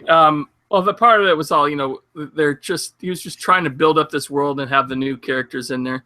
I think part of that problem is we had a clean slate. We got rid of a lot of old characters, and instead of focusing on our main Sega staff of characters, they started bringing in more and more new characters again. I don't mind. It's a comic book. You're gonna have that. But I imagine that's overkill a little bit. I imagine that's fueled at least partially because there's only so much you're allowed to do with the licensed character. I do like that we were after the Unleashed saga finished, they were starting to focus on the past and build up Sonic's past history so it can match up to the present. And a lot of that was very faithful to the game adaptations. Like I was showing, the issue 290 was an exact adaptation of Sonic CD, basically. I don't know. I'm just thinking, if there's any good reason for me to bring the Spin Dash back, it's going to be to have a nice little eulogy for this series, provided that everything we're hearing from as many places as we're hearing it is all accurate. Yeah, which probably is. I've kind of guess slowly accepted it over these last few months. I knew it was probably going to come eventually. I just kind of still, part of me doesn't want to believe it because it was always just there. And the idea of it always having been there and now not being there anymore is just kind of jarring. And what's depressing is a lot of the Sega cast that normally didn't have the spotlight in the games, Nactaweasel, Bean and Bark, Mighty and Ray, they won't have a place for to be seen by the fans anymore. Not to mention the SATAM characters. I mean, yeah, and then if this ends, this is the end of the era of SATAM, where you won't really probably see the Freedom Fighters anymore as well. Well, I mean, an even more significant part of that, we don't know. First off, we don't know if Sonic Boom is continuing. I'm not going to say the writing's on the wall, but I do get the sense that this is probably the last season for it. Well, my God, it's basically fully moved. It's basically fully moved to Boomerang. The ratings are dropping because, of course, Boomerang doesn't have half the audience that Cartoon Network does. Not even half. Boomerang's been struggling for years, so and to move it over there is basically a death sentence. And the other aspect, it's obvious this is the last season for that, and it sucks because now I didn't want to turn this into we've already discussed that a lot. Well, what I want to say, go ahead. I'm sorry. What I want to say real quick is now we don't have an alternative outside of the games. We won't have the comic, and we won't have like Sonic Boom or any cartoon to go by. Well, I mean, you are assuming that the comic book isn't going to be assuming the cartoon and the comic book. This is the end of it. Yeah, this basically means that for us as fans, the only thing that we have now is the game, and any space between that and the next game is just going to be kind of blank. For people like us who specifically talk about this once a month or so, this is hell. And the problem is with that kind of stuff, that kills a fan base a lot, because then you have less exposure to that character in those worlds. You don't discuss it as much on forum boards, and a lot of it kind of dies down after a while. I guess my question would be, if you are Sega, and obviously, let's assume the worst case scenario, that Sega is upset with Archie over everything that went on regarding the legal issues, or whatever issue went on with their publishing schedule, or who knows. Let's say Sega just doesn't like Archie right now. Do you think it is in Sega's best interest, and do you think they might realize it's in their best interest to have something? I would hope so, but I don't know. I don't dare think about Sega's inner workings at this point. Because right now, all of us have lived our entire lives as Sonic fans, with Sonic being a big, cross-media franchise that has encompassed comics and cartoon, like I got 5-6 cartoons, at least 2 full comic series across 2 different continents. Sonic had his own SpaghettiOs. He freaking had his own. I have that. I have my old SpaghettiOs thing. But I got into the Sonic franchise through the comic books. So like it's certainly going to be really weird for me because Sonic's always been a comic book character to me. It's almost like Spider-Man dying for me, like Spider-Man just becoming a movie franchise or something. And that's honestly going to be if they want to maintain the fan base, they're going to have to make sure their games are of the highest caliber now, because that's the only aspect that they'll have experience with, except for the one thing is that we're eventually going to get the movie, which right now I personally don't have a lot of confidence in. The Smurfs director, GX. I know. I'm trying to be open-minded. I'm trying not to be judgmental about it. No, let's be judgmental. It has the Smurfs director. It's going to be crap. Well, Alex, Smurfs, I'm not in a if it was good place Smurfs the to Lost be Village, I'd be okay because I actually know Mike Kunkel a little bit. Mike Kunkel was the storyboard artist and co-writer on Lost Village.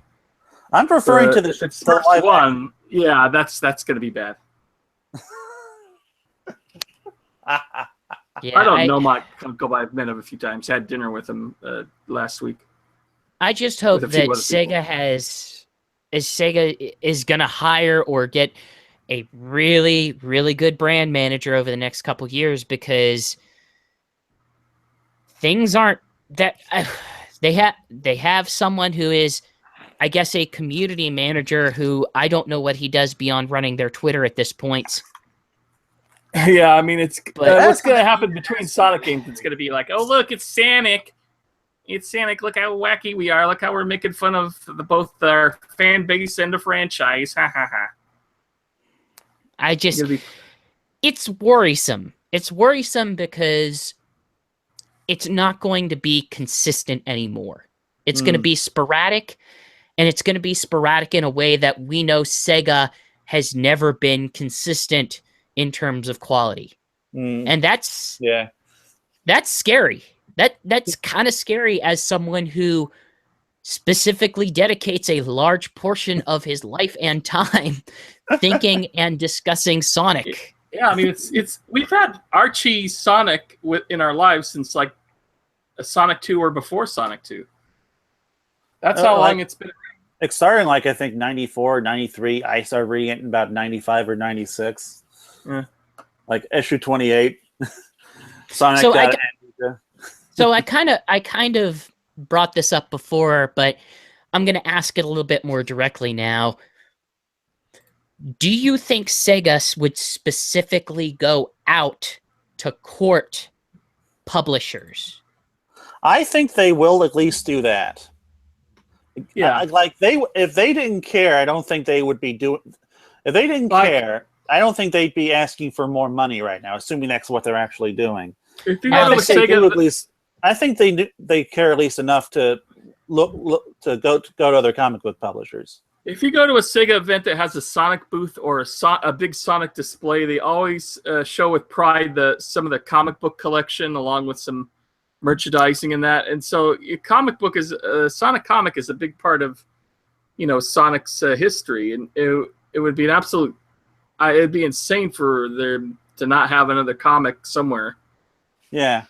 So I think that they're at least going to approach Boom and IDW and maybe a few others. Now, the second part of this question would be, if they do you think that there is enough motivation to, I'm not going to say specifically tie it to the world of Saturday Morning, but do you think there is motivation to maybe include those characters in part of it? I think there is, because you can't. You mean the Freedom Fighters, right? I mean very specifically Sally, Bunny, Antoine, and Rotor. You can't make a Sonic comic with just Sega characters, simply because with Sega characters, you have restrictions with what you can do that you don't have with Sally and Rotor and Bunny and Antoine, etc. And I think Ian Flynn might disagree with you there, but well, that's what I've heard from all these people, including I thought Ian Flynn. But what has Ian Flynn said about this? I don't want to put words in his mouth. I just know that the way that he has specifically guided that world to be more in alignment with the games. Well, I've just heard from multiple people that like there's only so much you can do with the characters that are licensed directly from Sega. But there's also the option of creating new characters. I guess the point is, do you think that the legacy of that is strong enough that they would see that as a positive, or do you think that they would rather just get a fresh start and create any extra characters of their own As I see it, like part of the value of the Sonic comic brand would be basically being able to bring over the current continuity and characters that readers are currently attached to. So I certainly think that they would be motivated to keep those characters in that world as intact as they can. Okay. Yeah, I've always that's kind of actually been something I've always been curious about. I've to a point I can maybe understand why they would not want to, but given its legacy, I've always been a little bit surprised they've never really tried to bring some of those ideas or some of those characters into the main Sonic series, especially considering how many new characters. The joke is that they create so many extra characters regarding that.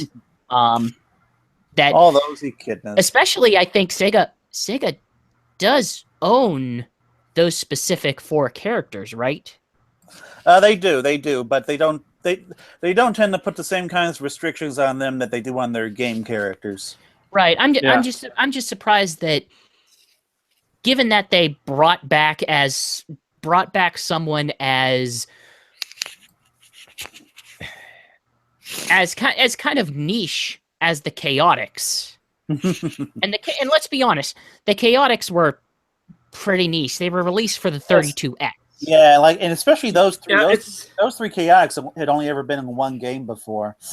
At least Mighty had been in, It's obvious that sometimes I even think that sometimes the comic had an influence on the games themselves. I don't think the Chaotix would have necessarily come back if they hadn't been used so much in the comics and still had a spotlight there.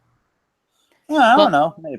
I can only cite one specific point where the comics were a very strong influence on the games, and it was the one game of Sonic made by BioWare. Yeah. And that's one area where I kind of agreed with Penders, where this game is the Knuckles comic, except in RPG form in almost every way. Even when I was playing it, I'm like, this is that I forget the name of the girl, Shade. Yeah, Shade. She's basically Julie Sue. She is almost identical to Julie Shu. Only with a better character design. Much better. Right. Much better. And the Nocturnals or whatever were basically the what do they call them in the comics? I don't know. I got to be Cream the Rabbit, so I can't complain. The Dark Legion, the comics, and the Dark Legion. Yes, thank you. Yeah, and Nocturne in the games, and that game ended on a cliffhanger, and they never continued it. That game's credit sequence was in a dialogue. That game was kind of amazing how duct taped together it came out.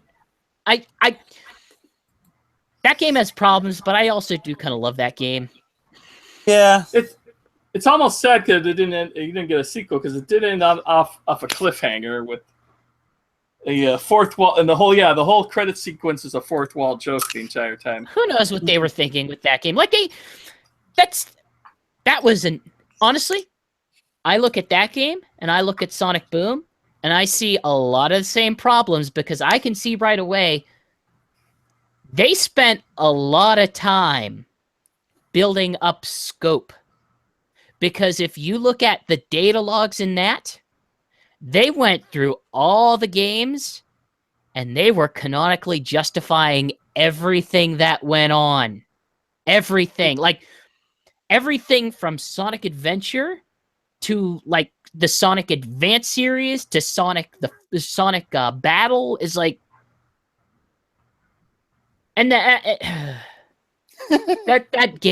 game brings up interesting emotions. Very interesting, complex you emotions. do know that, it was very influenced by the comics. It was even one of the first Sonic games to have SWAT bots in it. They from Stan Am. freaking said SWAT bots. And they didn't look exactly like it, but they looked a lot like them. And I think they were called SWAT bots too, in fact. They were called SWAT bots. They were called SWAT bots. So, I don't know. Pour one out for Archie Sonic. Let's hope that a company who maybe cares a little bit more will get it and continue whatever's going on with it. I don't have a lot of immediate faith, but it sounds like there's always options. Yeah, cross your fingers. Yeah. If Darkwing Duck can be brought back, hopefully this can. Yeah. Although I don't know if Darkwing Duck actually lasted very long though. I don't know. I do know that there's going to be a DuckTales comic series based on the new cartoon. Oh, neat. Which I mean, I'm excited for that cartoon more than anything, and that is probably the most positive emotion I can go out on right now after all this happening, is that I get to remember this summer I get new DuckTales. And it looks really good. Yes, it does. It looks so good. I've watched that teaser so many times. I've got to go and watch that Steven Universe I recorded. So are we about done here? I think so. I don't think I can end on a happier note than there will be new DuckTales. And there's a Steven Universe on right now, which is also very good. Indeed. I've actually seen maybe a couple episodes ahead of that, and I'm way behind on Steven was that stuff leaked again? Maybe, I don't know. Who knows? I hope this doesn't hurt the ratings for that show. Yeah, I gotta go back to watching. I think I'm about a dozen episodes behind, and I didn't even watch the new Star Wars Rebels this year. I gotta go back and watch that. Jason, I'm gonna pop you. Go watch it. Jesus. It's been very good. Hey, I could bop both of you for my recommendations. Oh, right. Saki K. I need to get around to that very quickly. Yeah, you've been getting around to that for the past 6 months. And I want to start watching My Hero Academia. I saw a trailer for that, and it actually looks pretty cool. When I was laid up, I didn't really feel like watching anime. I couldn't even get through much One Piece. I guess I wanted to play my Switch. I'm sorry.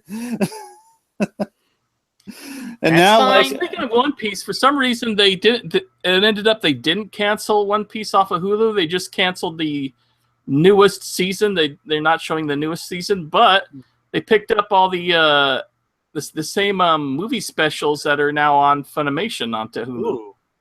More importantly, the first 2 episodes of the dubbed post Time Jump are currently up on Funimation.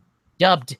I'm so excited. It is one of the best directly after Time Jump things that I have enjoyed because it's dumb. It's weird. And meanwhile, the One Piece Gold Blu-ray is also out. And if you've ever been curious about One Piece, I would encourage you to watch this as just sort of a thing to see whether or not the series is right for you. Because I managed to convert my older brother, finally to One Piece with the movie. So, Reef and Saber and I, my big friends, actually saw it in theaters, and you know what? I agree. One Piece Gold is a good not jumping on, but a good movie to watch if you're not familiar with One Piece or not a fan, just to see if you have interest in the in continuing that series, because you get a nice introduction of all the characters at the very beginning. You get a nice epic, arc saga going on for 2 hours, where you don't have to know all the background and history of everything else, blah blah blah, and you can just enjoy it. But it'll help, but you don't have to. It'll help you And then appreciate. it's kind of a good one to see. Okay, here's a taste. Here's a little taste of One Piece. If you like if you like the flavor of it, you can start. And beyond that, getting that series. it is hands down the best One Piece movie that they've ever dubbed. Oh, yes, Like there's no yes. comparison. Oh yeah. But we've Especially my already famous- discussed One Piece Gold on this show a couple months ago, so we Yeah. probably We shouldn't go have, too long and, on this. It's starting to get to be 10:30, so how about Time to you wrap know, this up. wrap it Yeah, up it's before 7:30 I here, and I'm gonna go get my dinner. canceled, and then I have to so- think about DuckTales again. DuckTales. Woohoo! Oh, the that's gonna one be it for doctor is us. going to be Scrooge. Oh. All And right. he's a good and, Scrooge. Goodbye, Yeah. everybody. goodbye, and have a great day or so, whatever. Oh, Just- and make sure to check out Sonic Revolution on June 11th in Whittier. Yes, I'm gonna be there. In your darkest hour, just remember, there's DuckTales. Yes, There and is Steven DuckTales. Universe, and also there is the Sega Activator, the best controller ever. What? Okay, we need to find a way to get an adapter to maybe get some DuckTales NES on a thing, and also somehow hook the Sega Activator up to it. You know what? I bet that's possible. Like, because it uses an Atari, the Atari controller thing, and so like I bet you could get a Atari USB NES adapter adapter? and an emulator and get that to work. or that. Yeah, maybe we'll have to see. I got a Retron 5 of that. That would work. Ooh, Jason, bring that to my hotel room. We will play some Sega Activator DuckTales or something. Yes. That sounds like you bring that to my hotel Yes. room, Jason. Yes, I know that Let's was my have some intention. fun in my hotel, Jason. All the fun. And good night. Night. Peace. Yeah, see ya. Okay, and And- we're out. Do you want me to continue recording this? I have a quick. Yeah, sure. Why not? I have a quick question.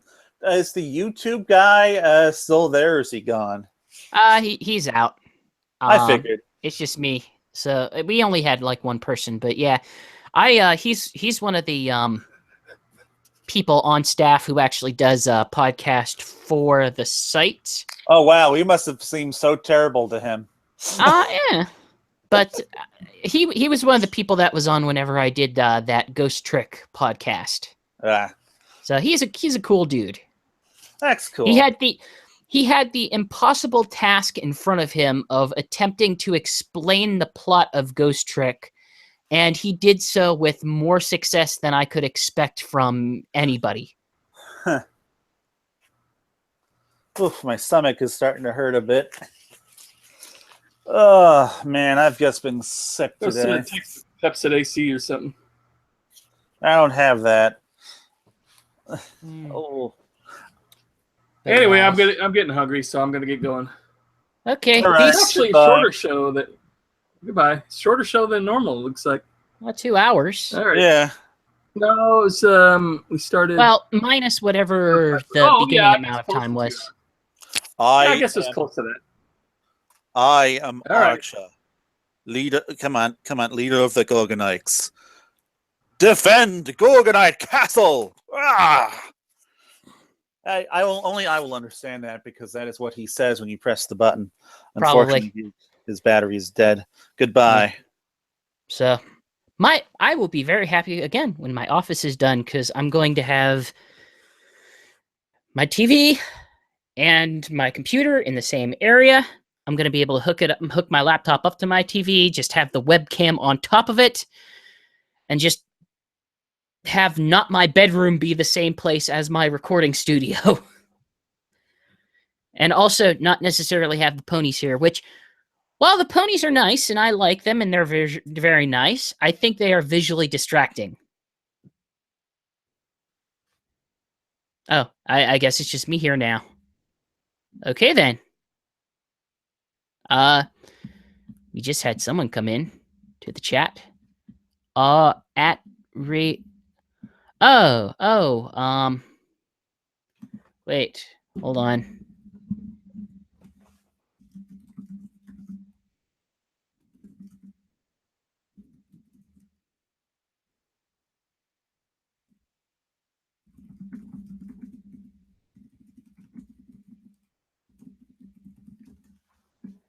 I had to type a thing in the window. Yeah, I'm probably not going to screw things up with Jason this time, like I did last time by doing something stupid at the end. Or am I? I don't know. I could show you my Dragon Quest Menchie's container that I had to save because I really love Dragon Quest Builders. And here it is. So yeah. Yeah. That sure is something. Also, I'm looking at the person who just joined us who is at Reef. And I can't tell if he's my friend Reef or not. So I'm confused. So I'm going to look at their channel and see if it seems like no, this person is someone different.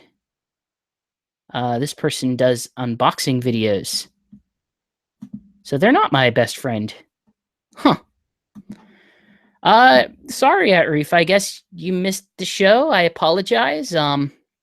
We did some cool stuff. We talked about some very sad topics, and then I had to just remind myself that this year DuckTales was returning to television, and that kind of perked me up again. So yeah, I hope whoever you are, assuming that you're not my best friend that who is also named Reef, I hope you maybe get to enjoy the pre-recorded version or the podcast version. So yeah, I'm gonna go ahead and close out for the night, and peace.